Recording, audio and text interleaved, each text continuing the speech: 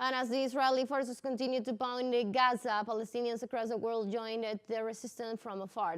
The is a history of Samar Modi, young Palestinians who are studying medicine in Cuba while joining the international claim to stop the genocide. Let's see.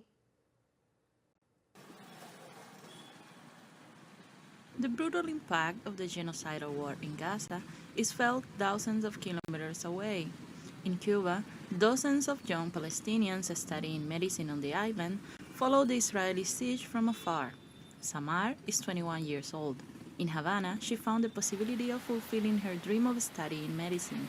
However, the distance from her loved ones in this context is very difficult to bear. It is easier for me to be with them than to wonder. What are they drinking? What are they eating? Where are they sleeping? Wondering if they are okay.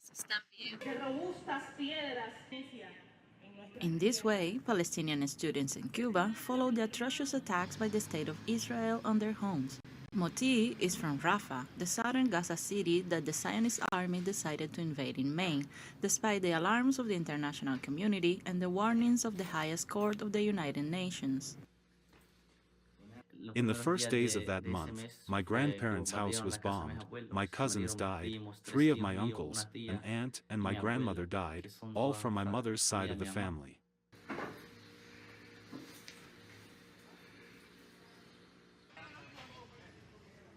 At present, there are 247 young Palestinians studying medicine free of charge through scholarships granted by the Cuban state.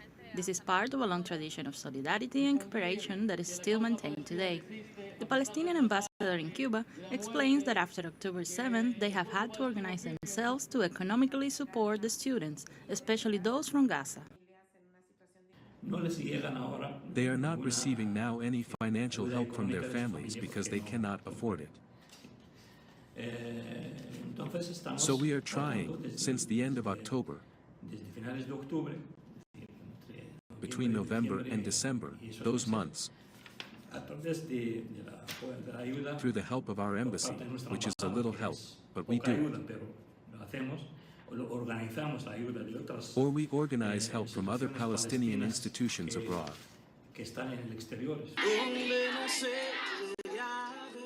The Palestinian cause is particularly significant in Cuba, where the tradition of training future Palestinian doctors has allowed some 1,500 students to graduate since 1974. In this context, and beyond the difficulty imposed by the distance, the students know that their training is one more step for the resistance of the Palestinian people.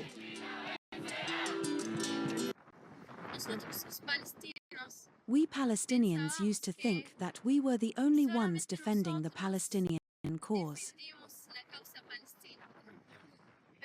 But what is happening, or what the students are doing, has changed the way we think about the outside world.